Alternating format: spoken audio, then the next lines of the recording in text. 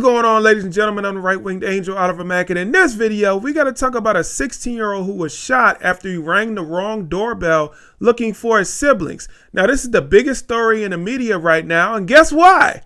Because the person who was shot was black, and the person who did the shooting was white. Of course, we have to add a racial component to it, because if not, nobody will probably be talking about this story. Of course, it would be a tragedy that a teen got shot, but it wouldn't be as big as it is because nobody really cares when white people get shot by other white people, or when black people get shot by other black people, or when black people shoot white people. They only care when white people shoot black people. So that's what happened. So let's check this story out. After a thorough review of the case file, the appropriate laws, and information gained during the investigation phase of the case, I filed 2 felony counts.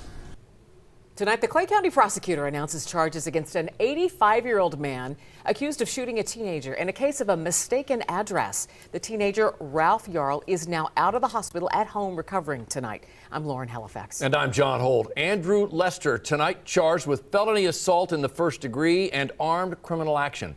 Fox 4's Russell Colburn was there for the Clay County prosecutor's announcement within the last hour. What else did we learn, Russ, from...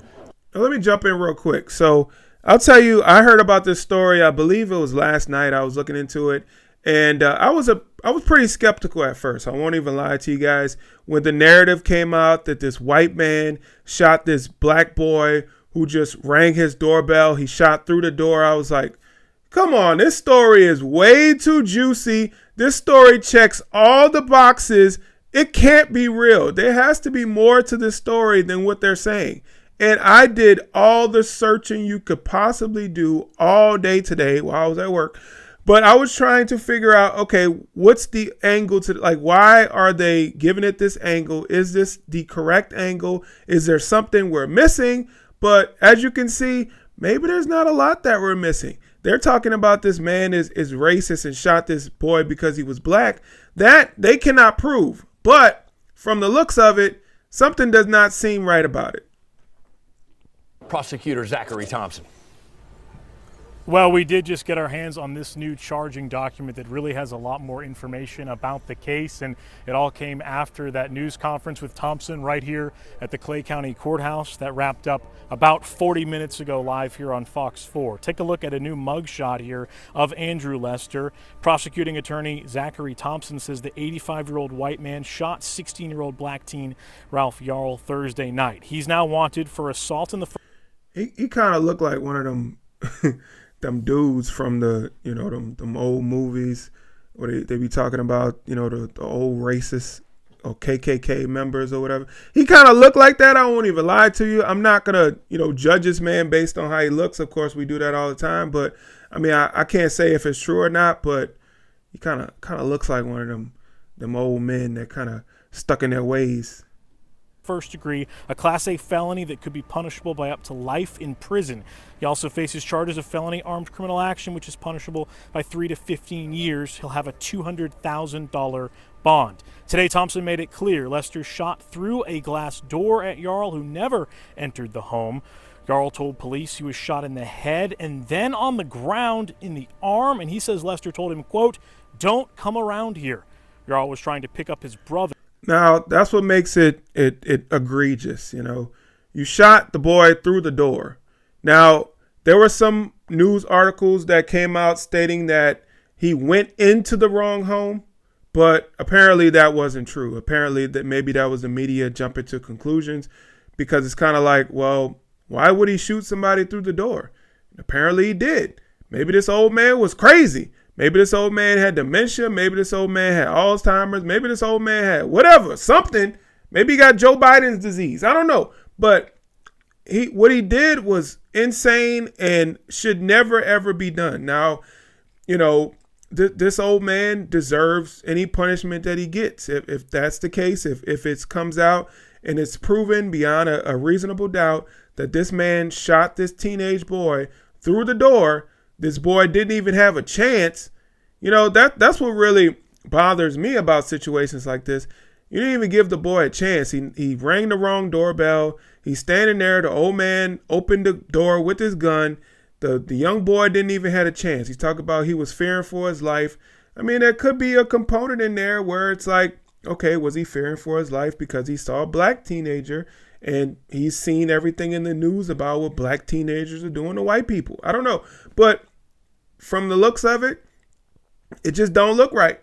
It don't look right. And it looked like this old man was in the wrong. And unfortunately, the left is going to get everything they want with this case. Now, the old man has been charged and he probably will be arrested soon.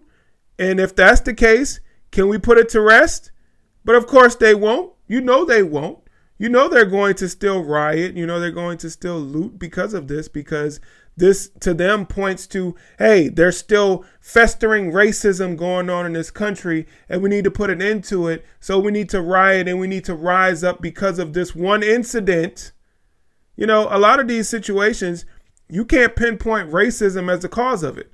Like all the officer involved shootings of a white officer who shoots a black suspect, none of those cases have been proven to be motivated by racism. Not one.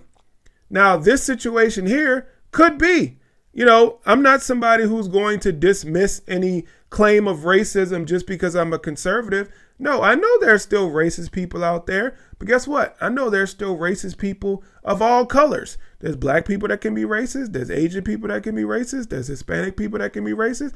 And there's white people that can be racist. I know that. So I'm not going to say when every situation happens involving a black person and a white person that is automatically not racist or automatically racist. We have to look at the facts and evidence first before we can draw that conclusion.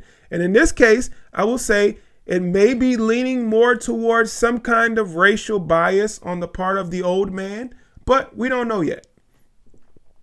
Others, but went to the wrong house. Lester, meantime, told officers he was trying to go to sleep when he heard the doorbell and immediately went for his .32 caliber Smith & Wesson, saying he feared for his life, seeing Yarl on his doorstep. Prosecutors say he knowingly caused the serious physical harm to Yarl and announced those charges. Thompson standing by the KCPD investigation, saying nothing was out of the ordinary here, saying no one is above the law. Here's what makes it incredibly wrong in this situation. You're behind your door, right? Someone comes to your door. They rung your doorbell.